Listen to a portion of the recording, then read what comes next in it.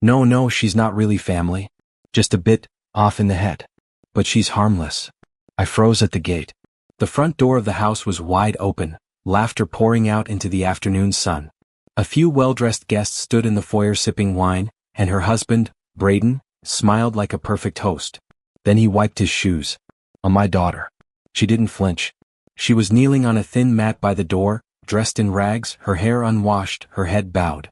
She looked nothing like the brilliant, radiant woman I had walked down the aisle 3 years ago. My chest burned. I felt the world tilt. The last time we'd spoken, she told me everything was fine. That they were just adjusting. I hadn't even known where she lived until I pulled the address from a pile of unopened Christmas cards. Braden turned to one of the guests, laughing. Don't worry about her, she just gets like this. Our little house ghost. Something inside me snapped. I walked forward, past the shocked guests. When my daughter looked up, her lip was split. Her eyes widened in disbelief. And that's when Braden said too late, wait, who or why? But I was already standing in the center of the room, staring him down. Every guest went silent. And the smile drained from his face. Because he finally recognized me. And he had no idea I was coming. Dad? She whispered, but I could barely hear her. My daughter, Camille, looked like a stranger. Pale, thin, trembling. She was still kneeling on that mat like she didn't even know how to stand anymore. Braden straightened his blazer. Mr. Grant, he said coolly, you really should have called ahead. I didn't answer him. I crouched in front of Camille, touched her shoulder gently. She flinched. My heart split in two. A woman from the party whispered, wait, that's her father?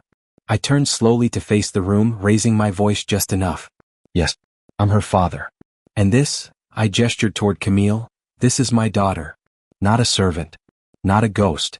Not some broken thing you can step on. Braden chuckled nervously, walking toward me. Look, let's talk outside. You're blowing this out of proper. I shoved him back with one arm. Art. He hit a side table. A glass shattered. No one moved. Camille gasped, Dad, please don't, he'll make it worse. That's when I realized the deeper truth. This wasn't just humiliation. It was control. Abuse. A prison masked as a marriage. Braden looked up, eyes narrowed. You just made a big mistake. I helped Camille to her feet. No, I said. You did. When you let me through that door. I got Camille into my car before anyone stopped me. She didn't speak the entire drive. She sat curled up in the passenger seat, eyes wide open, her hands shaking in her lap. I had never seen her like that, not even as a child when she got sick. This was a different kind of hurt. Has he hit you? I asked gently. She didn't nod. Didn't shake her head. Just stared. When we reached my house, she walked inside like a ghost. She didn't ask for food. She didn't even ask why I showed up. She just collapsed onto the couch as if sleep was safer than life. That night, I went through her social media. All the photos, perfect polished smiles. Dinners with Braden. Brunch with his mother. Friends commenting, #goals. And then, in one picture, I noticed something. A faint bruise beneath her makeup. Right on the collarbone. Zoom in and you could see a cut on her wrist. My stomach turned. I called a friend of mine, retired NYPD. Run a quiet background on Braden, I said. I need everything. Then I checked my inbox. An unread message. From Camille. Sent months ago. Dad. I don't know what to do. He controls everything. I'm scared to leave. She had reached out. And I had never seen it. Now I was wide awake. And I was going to fix this. But not by yelling. No. That man wiped his shoes on my daughter. I'd make sure he never walked comfortably again. By morning I had a full file on Braden. The man had 2 restraining orders filed in college. His ex-girlfriend? Disappeared from social media entirely. His business? Registered under his mother's name. And 3 months ago he filed a police report, said Camille stole his Rolex. This was more than abuse. This was systematic erasure. He'd been burying her, piece by piece, under his ego, his image, and his lies. And now, with her living here, under my roof, I could finally see it clearly. Camille wouldn't eat unless I placed the plate in front of her. She whispered thank yous like apologies. She woke up screaming. I sat beside her one night, holding her hand. She asked, "Do you think I'm crazy?" I shook my head. "I think you're surviving something awful." She started crying. But not loud. Not messy. Just quiet tears, like she didn't think she was allowed to feel anything more. I decided to do what Braden never expected. Use silence as my weapon. I reached out to one of my old contacts, a partner at a private investigative firm.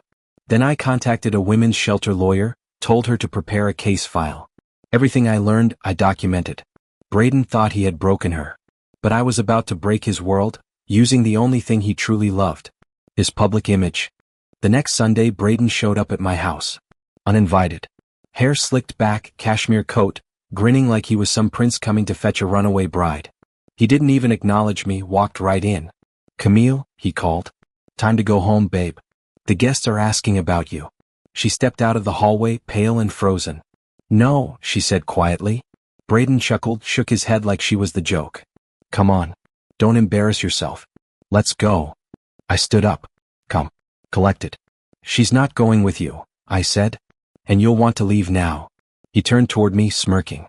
"Or what? You'll call the cops." I tilted my head. "No. But your investors might want to hear about the recordings I've compiled. And your mother's name being used to dodge liability in your fake company registration." That wiped the grin off his face. He stepped closer. "You think you're clever, old man?" Camille flinched. I stepped forward. "Touch her and I promise you, your career will be over before you feel the cuffs." Braden looked at her one last time. "This isn't over." Then he left. I turned to Camille. "Let me tell your story," I said. "Not for revenge. For truth." She nodded. That night, we published everything. Recordings, screenshots, the police report she was too afraid to file. And by morning, the story had gone viral. The media did what I expected. They devoured him. Within 48 hours, Braden's polished empire cracked. The wellness startup he flaunted? Sponsors pulled out. Board members distanced themselves. And his investors? Silent, until they filed a lawsuit. But it was Camille's face, her trembling voice sitting in that interview chair, that haunted everyone. She didn't sound angry. She sounded empty. "He used to tell me I wasn't real," she said. "That no one would believe me. That I was just noise." Viewers wept. Support flooded in. Other women came forward, former coworkers, exes, neighbors. One called him a collector of silence. I watched it all unfold, sitting beside Camille on the couch. She still didn't smile much, but her eyes weren't as hollow anymore. That weekend, I took her to visit her childhood piano teacher. The moment her fingers touched the keys, she froze, then began to play. Something shifted. The next day, she bought paintbrushes. Then she painted the door red. Braden tried to retaliate, claimed defamation. His lawyer laughed him out of the room once the judge reviewed the abuse footage, including what he did at the house that day. Camille had secretly recorded everything. She had more strength than he ever gave her credit for. And the world finally believed her. But I wasn't done yet. Not until I dealt with the people who let this happen under their roof, his parents. They were next. They hosted a charity gala the following weekend. Braden's parents, Martin and Eloise, real estate royalty, pretending nothing had happened. As if the headlines didn't exist. As if Camille hadn't been their daughter-in-law.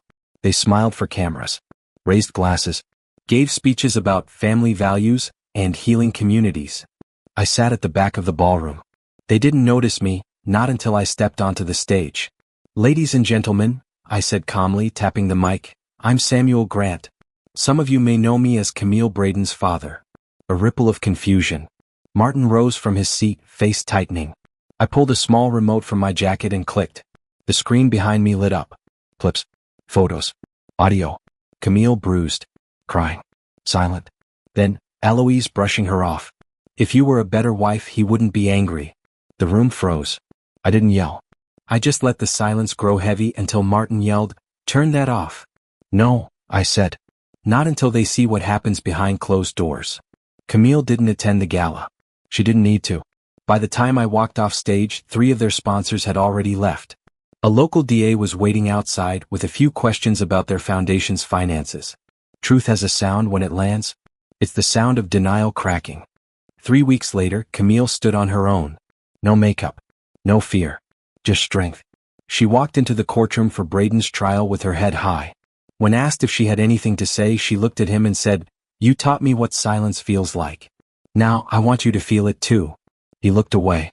For the first time, he didn't speak over her. The verdict? Guilty on multiple counts, domestic abuse, coercive control, financial manipulation. Sentenced to 7 years. But that wasn't the end. Camille started a nonprofit, the Red Door Project, For women who had been silenced, isolated, erased. The house he tried to break her in? She turned it into a shelter. And me? I retired. Sold my cabin. Moved into a small apartment near her. I visit once a week.